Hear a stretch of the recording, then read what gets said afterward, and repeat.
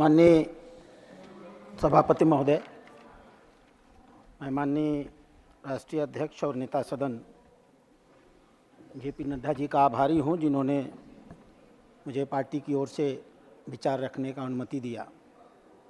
महोदय, हम लोग जब किसी विषय पर बोलना शुरू करते हैं वित्त के बारे में, तो हमारे सामने दो बिंब होते हैं। एक बिंब होता है भारत का, वो भारत जिसे हम अपनी माँ मानते हैं। हमारे शास्त्र जिसके बारे में कहते हैं माता भूमि पुत्रो हम पृथिव्यामा। हजारों साल पहले जिसके बारे में लिखा गया, उत्तरम यत् समुद्रस्य हिमाद्रस्तैव दक्षिणम वर्षम तद भारतम नाम भारती यत संतति। समुद्र के उत्तर में और हिमालय के दक्षिण में ये जो देश है, इसे भारत कहते हैं, और हम भारत के पुत्र हैं, भारत के बच्चे हैं, और इसलिए भारतीय कहे जाते हैं। दूसरा बिंब होता है हमारे प्रधानमंत्री का। 26 मई 2014 को जब उन्होंने पहली बार शपथ लिया, और हम गर्व के साथ कह सकते हैं दुनिया की अकेली शख्सियत स्वर्गीय नेहरू जी के पास, जिन्होंने तीसरी बार शपथ लेने का काम लगातार सफलता के साथ किया। माननीय प्रधानमंत्री जी जब शपथ ले रहे थे तो दो प्रकार की शपथ ले रहे थे। एक संवैधानिक शपथ जो इस देश के महामहिम से राष्ट्रपति दिलवा रहे थे, एक दूसरी भी शपथ उसी समय वो ले रहे थे। मैं अगर प्रधानमंत्री बना हूँ तो मेरे काम करने की दृष्टि क्या होगी, मेरी आर्थिक नीतियाँ क्या होंगी। और वह शपथ उन्हें नरेंद्र नाम का एक दूसरा नौजवान दिला रहा था। नाम था नरेंद्रनाथ दत्त विवेकानंद। विवेकानंद बोल रहे थे और माननीय प्रधानमंत्री में मन में ही उनके शब्दों को दोहरा रहे थे। प्रधानमंत्री कह रहे थे, मैं नहीं भूलूंगा कि मेरा विवाह, कि मेरी संपत्ति, कि मेरा जीवन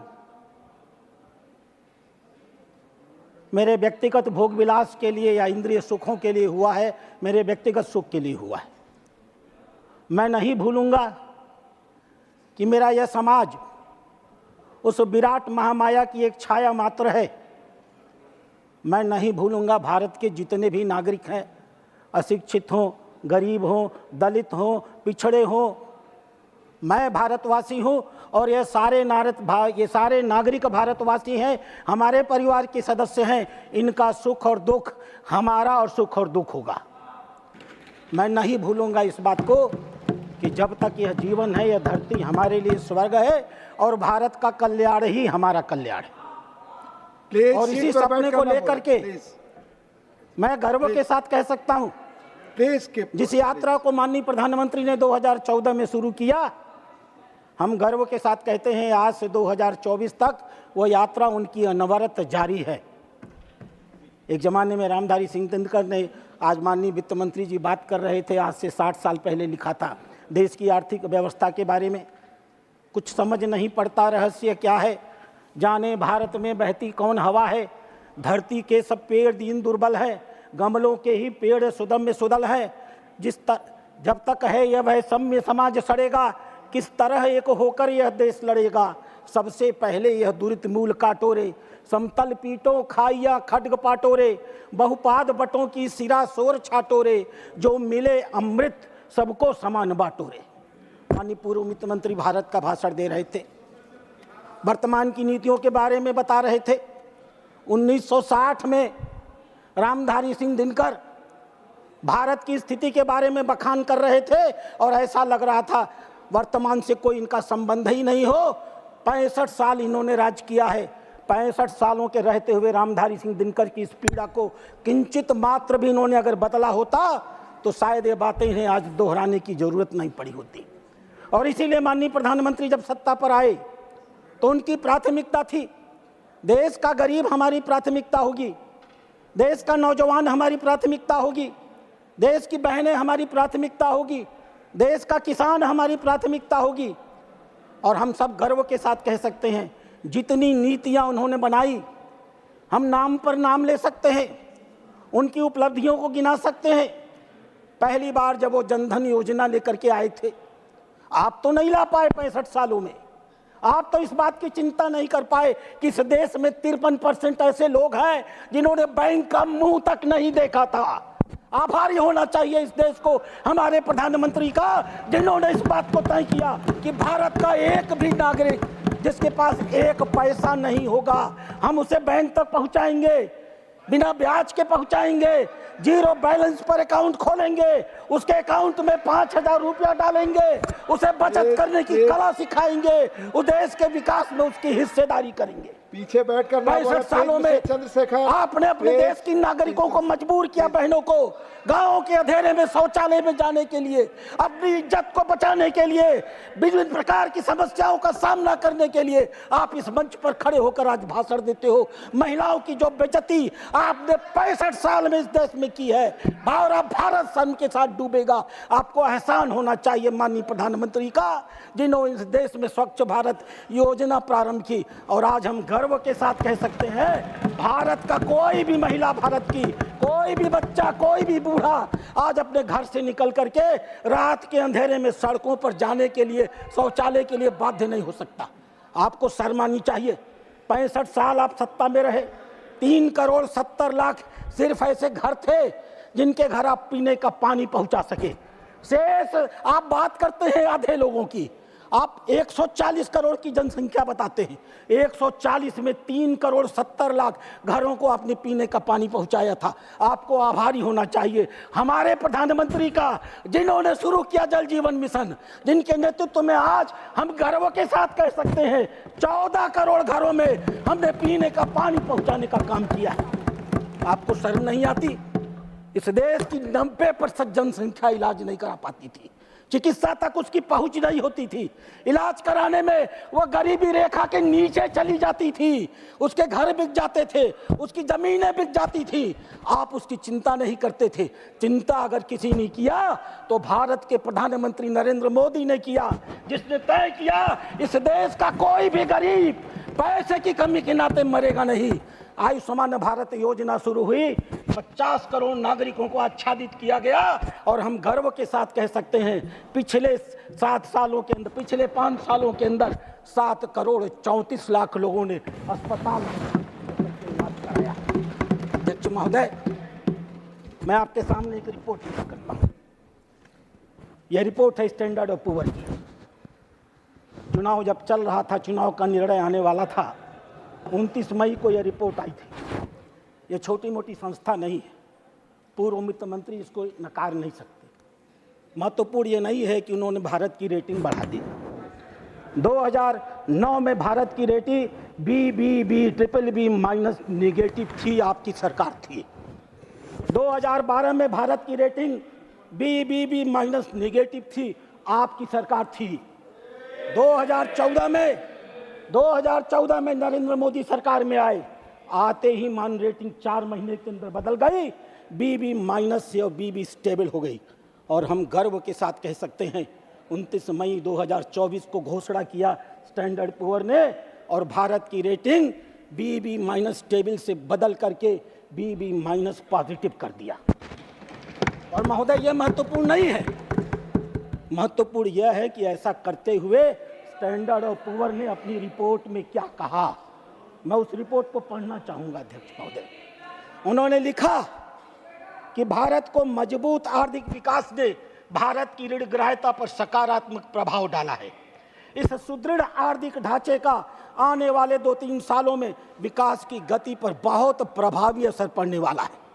उन्होंने लिखा, सरकार ने अपने खर्चे के स्वरूप और उसके वितरण को पूरी तरह से बदल दिया है, और बढ़ता हुआ हिस्सा अवस्थापना विकास पर खर्च किया जा रहा है। आने वाले समय में यह भारत की जड़ता को समाप्त कर देगा और भारत को विकास की बहुत ऊंचाइयों पर लेकर के जाएगा। उन्होंने लिखा, लगातार नीतिगत स्थायित्व से, गहराते हुए आर्थिक सुधारों से और उच्च दर के अवस्थापना सुविधाओं के निवेश से भारत लंबे समय तक विकास की संभावनाओं को बनाते रहेगा। भारत की अर्थव्यवस्था, पहला तमाचा जो आपके ऊपर है, जो आरोप हम लोगों के ऊपर आप लगाते हैं, उस कंपनी ने लिखा, भारत की अर्थव्यवस्था ने कोविड की आपदा के बाद बहुत प्रभावशाली ढंग से वापसी की है।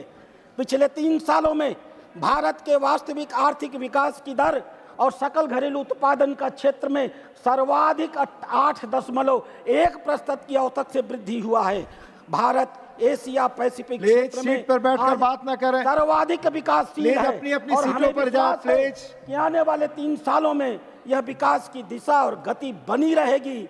भारत 7% के दर से विकास करता रहेगा। और भारत के सकल बैठकर बात ना करें उत्पादन और ऋण के अनुपात में इसका प्रभावी प्रभाव पड़ेगा। अध्यक्ष महोदय, go to your seat.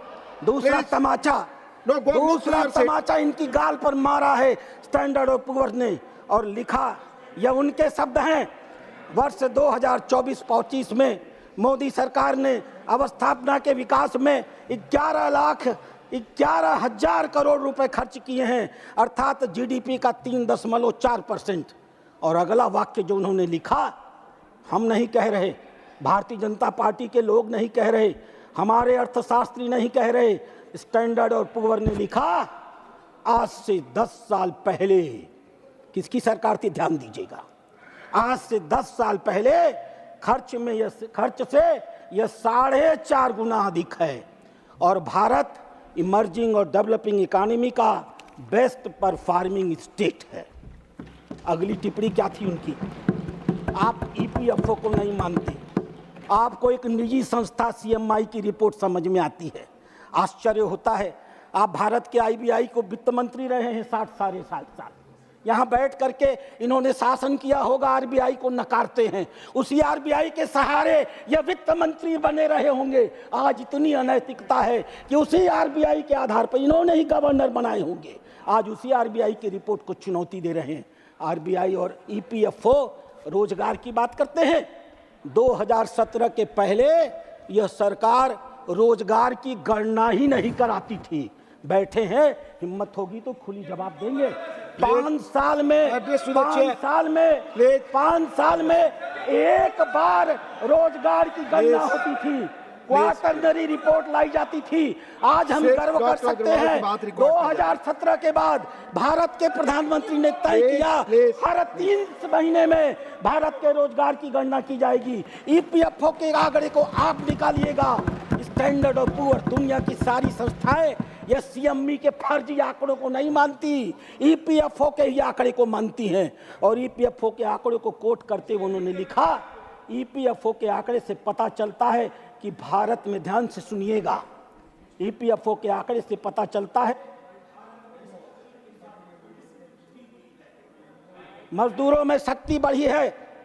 Formal रोजगार में 11.4% की वृद्धि हुई है। स्वाभाविक रूप से आने वाले समय में भारत की मांग बढ़ने वाली है। और चौथी टिप्पणी, जीएसटी लाने वाले यही थे, लागू नहीं कर पाए, हमने लागू कर दिया। आज जीएसटी को विकास विरोधी बताते हैं। क्या कहा स्टैंडर्ड पुअर ने? जीएसटी की आलोचना करने वालों को सही जवाब दिया। भारत ने 2017 में जीएसटी इंप्लीमेंट किया और तब से इसका मीठा फल खा रहा है। 2024 में 11.7% की वृद्धि से 20 लाख करोड़ रुपया जीएसटी इकट्ठा हुआ है और ये राजस्व बढ़ता रहेगा और भारत का विकास बढ़ता रहेगा। अभी टिप्पणी कर रहे थे पीएलआई स्कीम पर माननीय पूर्व वित्त मंत्री महोदय। स्टैंडर्ड और पुअर ने पीएलआई का उल्लेख किया है, प्रोडक्टिव लिंक इंसेंटिव का। पीएलआई, उन्होंने लिखा, पीएलआई स्कीम ने भारत में इलेक्ट्रॉनिक इंफॉर्मेशन टेक्नोलॉजी, ऑटोमोबाइल और उसके कंपोनेंट पर बहुत अधिक धन आवंटित किया है। इससे भारत के उत्पादन सेक्टर में विदेशी निवेश बढ़ा है और बहुत सी विदेशी फर्में भारत की ओर आकर्षित हुई हैं। और उन्होंने लिखा, आपदा के काल में भारत की आप चिंता कर रहे थे ना फिस्कल डेफिसिट की, 2012-13 में जब आपने सरकार छोड़ी थी वित्त मंत्री, तो भारत का फिस्कल डेफिसिट 10.5% था। आपको बहुत आंकड़े याद होते हैं ना, तो याद करिएगा 12 से 13 में भारत का एफडी 10.5, भारत का फिस्कल डेफिसिट 10.5% था। होगा तो आप खड़े होकर चुनौती दीजिएगा।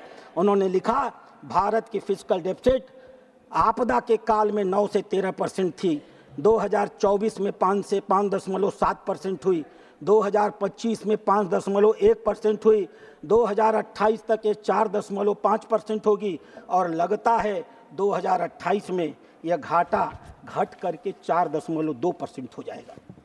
एक संस्था अध्यक्ष महोदय दूसरी इनकी बड़ी प्रिय है।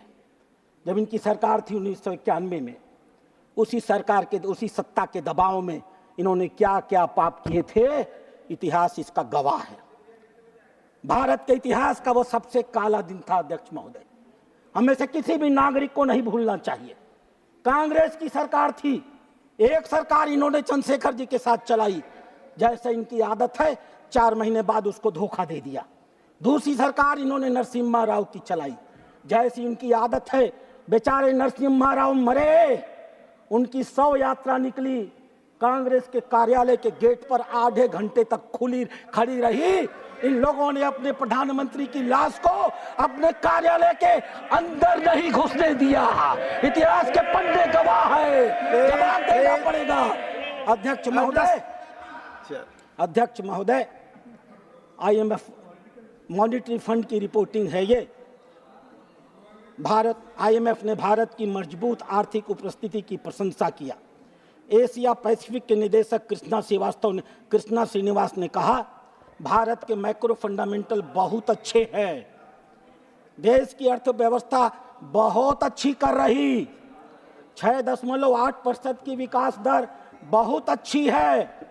ध्यान से सुनिएगा, महंगाई पर नियंत्रण हो रहा है। यह भारत सरकार नहीं कह रही, यह वो संस्था कह रही जिसके दबाव में आपने भारत को गिरवी रख दिया था। मैं उस विषय पर आने वाला हूं।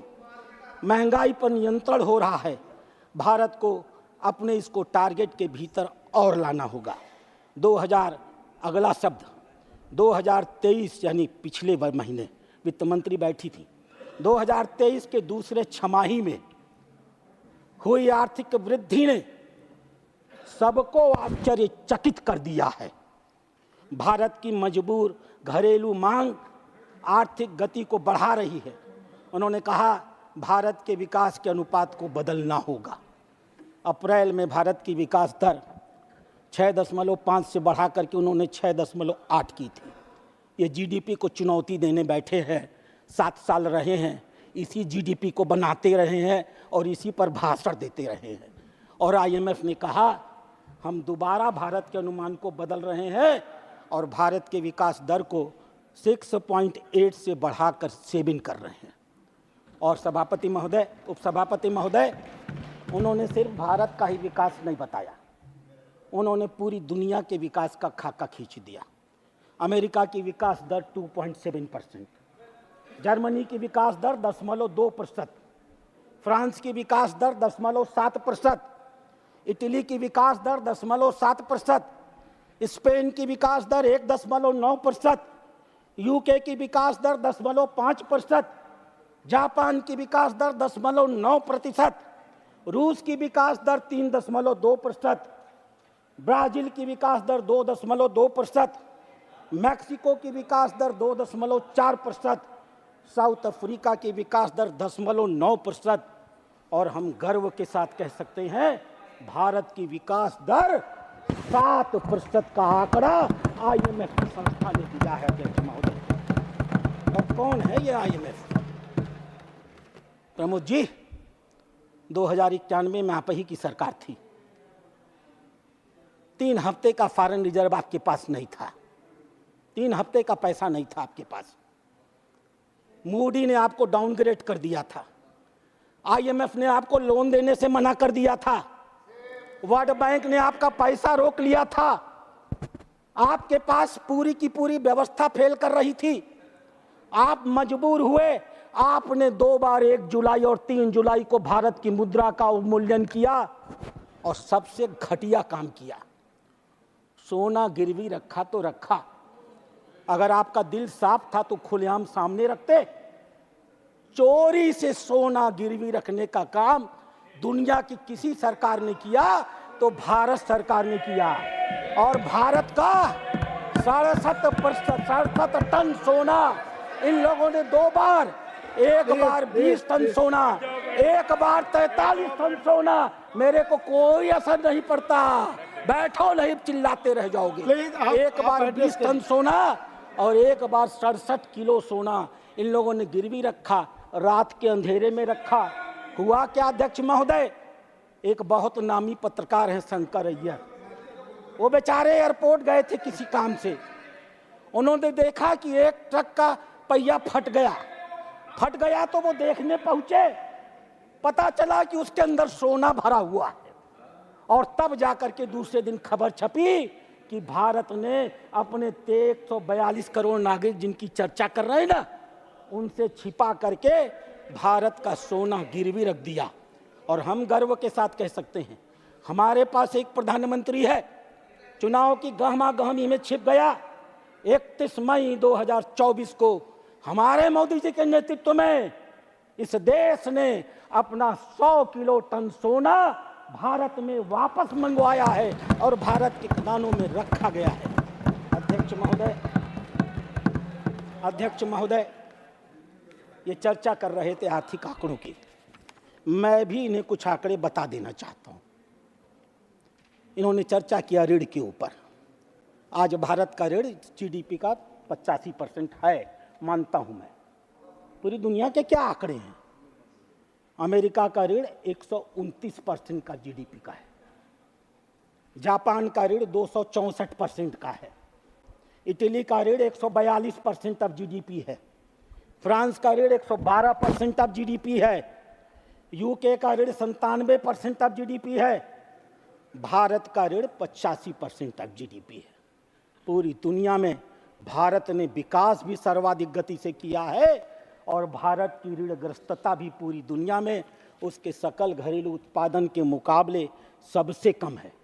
और ये विकास हमने तब किया है अध्यक्ष महोदय, जब हम इस देश के नागरिकों से सबसे कम टैक्स लेते हैं।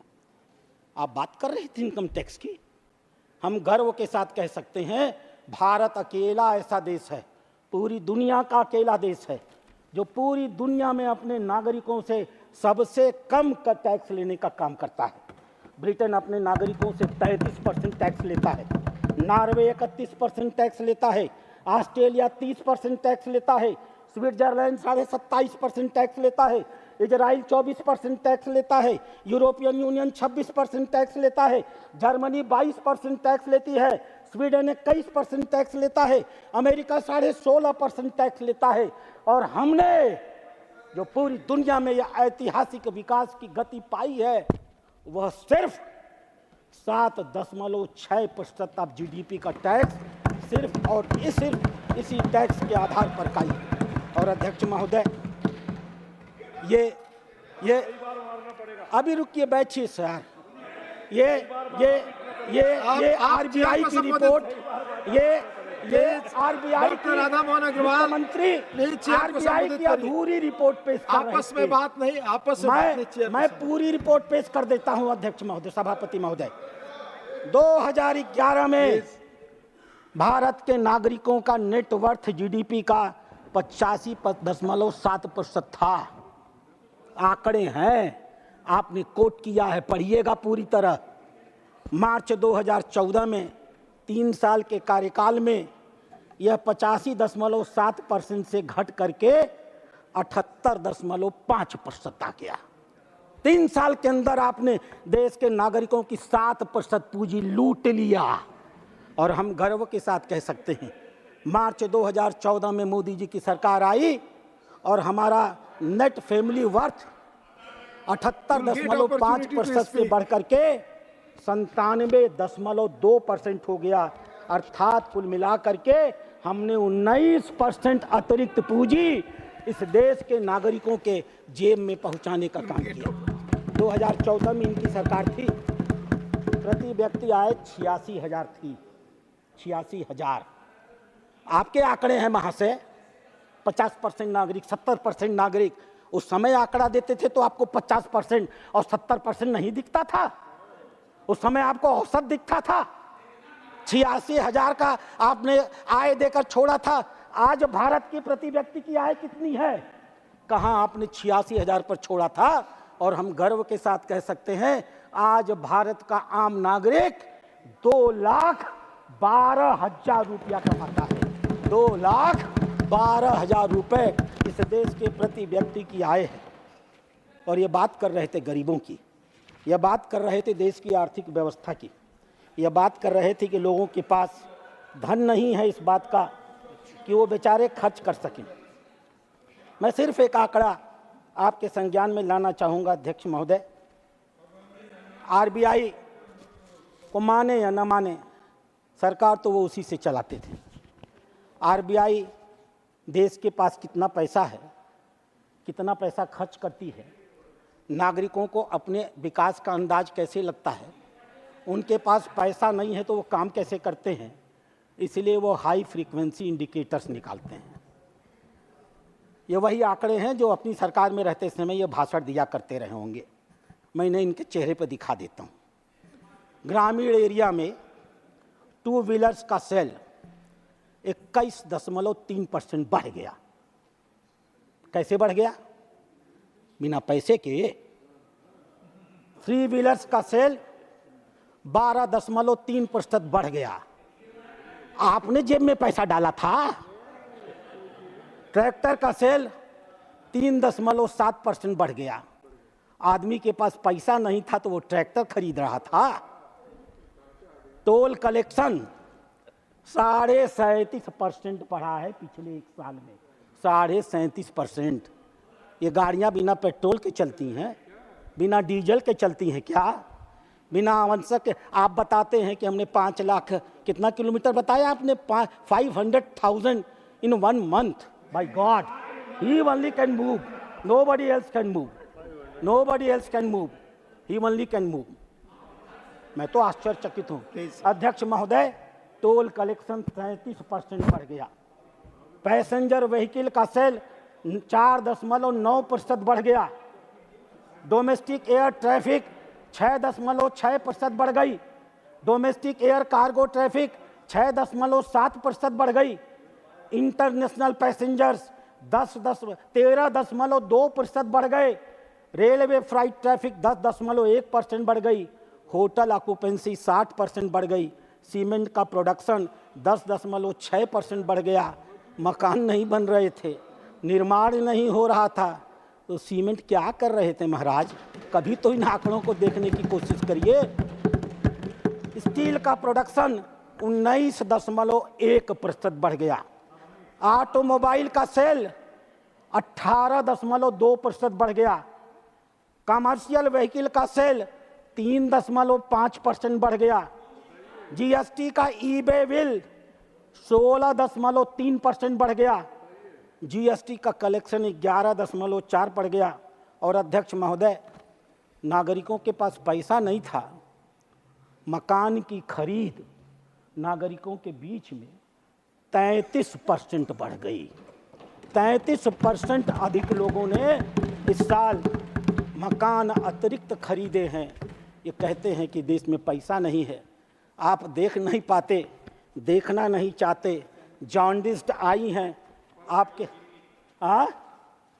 ठीक है अध्यक्ष महोदय, इनका एक दूसरा आर्थिक आंकड़ा आता है, वो बहुत जरूरी है जानना। उस आंकड़े को कहते हैं परचेजिंग मैनेजर इंडेक्स। इस बार इन्होंने अपने भाषण में नहीं कहा। पिछली बार जब ये खड़े हुए थे तो परचेजिंग मैनेजर इंडेक्स की बात कर रहे थे। इनका जवाब देते समय मैंने कहा था कि आप झूठ बोल रहे हैं, आपने गलत आंकड़े प्रस्तुत किए हैं। आज मैं सही आंकड़ा प्रस्तुत कर देता हूं। वक्त संसदीय शब्द अध्यक्ष महोदय, हाँ सत्य कह लीजिए, भ्रम कह जो चाहे कह लीजिए। अध्यक्ष महोदय, परचेजिंग मैनेजर इंडेक्स मैन्युफैक्चरिंग क्षेत्र में, परचेजिंग मैनेजर इंडेक्स का मतलब होता है कि देश की विकास गति, समझ लीजिए नहीं तो फिर उल्टा बोलेंगे ये लोग, समझाना भी तो जरूरी है ना। इसका मतलब होता है कि आपके विकास पास की धारा 1 मिनट कैसी समय है डॉक्टर अगर अग्रवाल, 1 50 मिनट से समय। नीचे है इसका माने देश का विकास कम हो रहा है। अगर 50 से ऊपर है इसका मतलब देश का विकास बढ़ रहा है। माननीय नेता प्रतिपक्ष, 24 घंटा तो आप बोलते हैं, कभी हम लोगों को भी बोलने का मौका दे दीजिए। Purchasing manager index manufacturing, Australia का मूल्य है 47.2, जापान का मूल्य है 50, अमेरिका का मूल्य है 51, चीन का मूल्य है 51, यूके का मूल्य है 50, दुनिया का औसत है 50 और भारत का परचेजिंग मैनेजर इंडेक्स मैन्युफैक्चरिंग के क्षेत्र में 58.3% है। ये किस बात का द्योतक है? अध्यक्ष महोदय, ऐसे ही एक सर्विस के क्षेत्र में मैनेजर इंडेक्स निकाला जाता है। पिछले भाषण में इन्होंने उसको भी कोट आपका किया। समय खत्म हुआ, जो भी बोलेंगे अध्यक्ष जी पार्टी बैठे के हैं, मेरे टाइम से नेताजी जाएगा। बैठे हैं, जितना समय पार्टी देंगे के मैं आपके बोल टाइम से लूंगा। जाएगा। आदेश होते मान मैं बैठ जाऊंगा। ये भाजपा का समय है अध्यक्ष सभापति महोदय। एक सर्विस मैन्युफैक्चरिंग इंडेक्स होता है, इस बार इन्होंने नहीं बोला क्योंकि थोड़ा पढ़ लिख लिए होंगे, जान गए होंगे कि पिछली बार झूठ बोल दिया था। मैं उसका आंकड़ा बता देता हूं। कृपया संसदीय शब्द का ही इस्तेमाल करें। रूस का, हाँ, झूठ शब्द हटा दीजिएगा अध्यक्ष उपसभापति महोदय, गरने बोलने के लो में आ गया होगा, मैं उसे वापस लेता हूं। रूस का परचेजिंग मैनेजर इंडेक्स सर्विस क्षेत्र में 47.6, जापान का 49.4, यानी सब 50 से कम।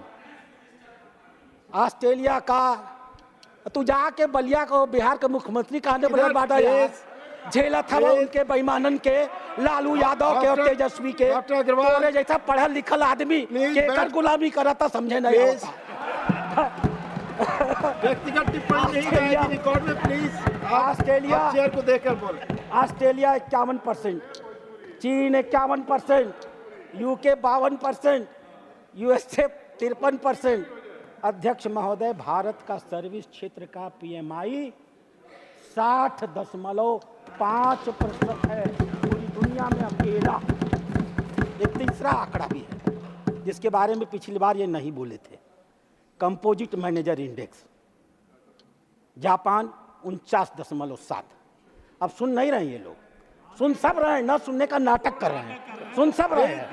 एक एक कान इधर कर लिए, आप अपने समय से अधिक बोल रहे हैं, पार्टी का अधिक समय ले रहे हैं डॉक्टर साहब। 49.7, रूस 49.7, ऑस्ट्रेलिया 50%, यूके 52%, पूरी दुनिया का औसत 53%, और भारत 60.9% का आंकड़ा। अध्यक्ष महोदय, कुछ और बातें हैं। आप ऑलरेडी अपनी पार्टी जो तय पार्टी ने समय दिया था उससे आप अधिक बोल चुके हैं। अध्यक्ष महोदय, कॉन्क्लूड। दूसरा आर्थिक आंकड़ा निकलता है जिससे ये निकाला करते थे। इन्हें भी 7 साल वित्त मंत्री रहे हैं, हालांकि ये टुकड़े टुकड़े में रहे हैं ना। हमारी वित्त मंत्री तो लगातार हैं, एक कंटिन्यूटी है। ये बेचारे आते भगा दिए जाते थे, आते थे भगा दिए जाते थे, रह करके रहते थे, इसलिए अस्थायित्व तो नहीं आ पाता था इनका। हमारे वित्त मंत्री का अस्थायित्व तो है 7 साल का। प्रोफेशनल फोरकास्टर्स का असेसमेंट किया गया है, सारे के सारे आंकड़े तैयार हैं अध्यक्ष महोदय। रियल जीडीपी 6.8, आईएमएफ मांगेगा, स्टैंडर्ड पुअर मानेगी, भारत सरकार मानेगी, वर्ल्ड बैंक मानेगी, भारत के लोग मानेंगे, नहीं मानेंगे तो यही बेचारे नहीं मानेंगे। Real private final consumption expenditure 6%, gross fix capital formation 8.6%, gross value added 6.6%। और अध्यक्ष महोदय, इनके कार्यकाल में सीएडी करंट अकाउंट डेफिसिट 4.5% था। हम गर्व के साथ कह सकते हैं हमारी वित्त मंत्री ने कल बजट प्रस्तुत किया और हमारा सीएडी 4.5% से घट करके 0.7% पर आ गया है।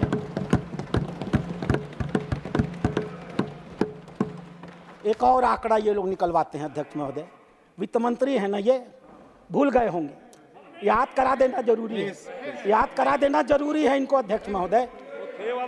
हाँ, अपने जमाने का सब याद रहता था, लंबे लंबे ये लोग। एक्चुअली अध्यक्ष महोदय जब अंग्रेजी में बोलते हैं ना तो हम अपने उत्तर भारत के लोग थोड़ा दबदब से जाते हैं। जरा हिंदी में सुन ले और हिंदी में जवाब दे देंगे। आरबीआई ने कैलकुलेशन किया, हम तो दिल्ली उनके ना भाई मनोज झा के, उनके देवेक पड़ी करंट सिचुएशन इंडेक्स। भारत का करंट सिचुएशन इंडेक्स जो रोजगार के आधार पर बनता है, आर्थिक परिस्थितियों के आधार पर बनता है, मूल्य के आधार पर बनता है, आय के आधार पर बनता है और नागरिक के खर्च करने की क्षमता के आधार पर बनता है। 100 के मुकाबले इसका मूल्य है 97.1। 1%। और 1 साल बाद भारत की आर्थिक व्यवस्था कैसी होगी, इन विशेषज्ञों के मन में आज से आने वाले 1 साल के बाद भारत आर्थिक रूप से कैसा मजबूत होगा, उसके लिए वो लोग निकालते हैं फ्यूचर एक्सपेक्टेशन इंडेक्स। और अध्यक्ष महोदय, 100 के इंडेक्स में भारत का मूल्य 124.7% है। ये गरीबी की बात कर रहे थे अध्यक्ष महोदय। ये वर्ल्ड बैंक एक ज़माने में गुलामी करते थे ना, उसी के इशारे पे नाचा करते थे ना। ये पर कैपिटा इनकम से गरीबी देखते हैं। भारत के प्रधानमंत्री ने तय किया, गरीबी से उठे थे ना वो, उन्हें मालूम था गरीबों की आय अगर थोड़ी सी बढ़ा दी जाए तो भी आर्थिक सुविधाओं तक उसकी पहुंच नहीं होती, सामाजिक सुविधाओं तक उसकी पहुंच नहीं होती, शैक्षणिक सुविधाओं तक उसकी पहुंच नहीं होती। उसकी जेब में पैसा होता है लेकिन विभिन्न सामाजिक पूर्वाग्रहों के नाते इन सुविधाओं को वो खरीद नहीं पाता। इसलिए आपने गौर किया होगा, माननीय प्रधानमंत्री ने गरीबों के अमीर बनने का इंतजार नहीं किया। उनकी जेब में पैसा आएगा तब वो ये सुविधा पाएंगे, इसका इंतजार नहीं किया। 4 करोड़ मकान बना के दे दिए, निःशुल्क दे दिया। घरों में शौचालय दे दिया, निःशुल्क दे दिया। घर में फ्री बिजली दे दिया, निःशुल्क दे दिया। इलाज का इलाज करा दिया, निःशुल्क दे दिया। गैस दे दिया, निःशुल्क दे दिया। और फिर आय बढ़ा करके 80,000 से बढ़ा करके 86,000 से बढ़ा करके अध्यक्ष महोदय 2,12,000 कर दिया। मैं समाप्त कर रहा हूँ। और ये नीति आयोग की आलोचना कर रहे थे। क्या करें, ये प्लानिंग कमीशन चलाया करते थे। ये अपने मुख्यमंत्रियों को चपरासियों की तरह प्लानिंग कमीशन के चपरासी के सामने घुटने टेकवाया करते थे। हमारी सरकार आई तो हमने तय किया, हम फेडरल कोऑपरेशन पर विश्वास करते हैं। हम प्रधानमंत्री हैं तो हमारा मुख्यमंत्री भी अपने प्रदेश का सम्मानित अधिकार है। हम अपने अधिकारियों को, हम अपने प्रधानमंत्रियों को, राजनीतिक जनप्रतिनिधियों को आईएएस और पीसीएस के अधिकारियों के सामने अटेंडेंस लगाने के लिए मजबूर नहीं करेंगे। प्लानिंग कमीशन को समाप्त करके माननीय प्रधानमंत्री ने इस देश के हर मुख्यमंत्री के सम्मान की रक्षा की है। नीति आयोग का यह मल्टी डायमेंशनल पॉवर्टी इंडेक्स अध्यक्ष महोदय जो यह बताता है कि पिछले 10 सालों में हमने 24 करोड़ 10 लाख लोगों को सिर्फ गरीबी रेखा से ऊपर नहीं उठाया है। जीवन की जितनी ज़रूरतें होती हैं ना, आप लोग तो अमर सेन के बहुत बड़े भक्त हैं ना, क्योंकि वो भाजपा के विरोधी हैं। अमर सेन का गुण गाते हैं आप लोग ना। अमर सेन भी लेकर के आए थे इसी मल्टी डायमेंशनल पॉवर्टी को, आपने नहीं लागू किया क्योंकि आपका चेहरा बेनकाब हो जाता। आपने नागरिकों को सुविधाएं दी नहीं थी, खाली फर्जी पर कैपिटा बताया करते थे। इसलिए आपने इस देश में मल्टी डायमेंशनल पॉवर्टी कभी नहीं लागू की। भारत के प्रधानमंत्री ने काम किया था, नागरिकों तक सुविधा पहुंचाई थी।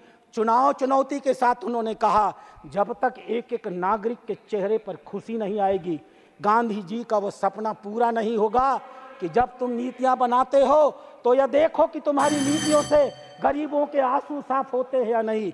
हम गर्व के साथ कह सकते हैं, पिछले 10 सालों में हमने 24 करोड़ 10 लाख नागरिकों के आंखों से आंसू पूछे। अध्यक्ष महोदय, थैंक यू। मैं अभी बहुत कुछ कहना चाहता था, थैंक यू, लेकिन आपने रोका है, इसलिए मैं रुक रहा हूँ। मौका दीजिएगा तो फिर अपनी बातें रखूंगा। धन्यवाद।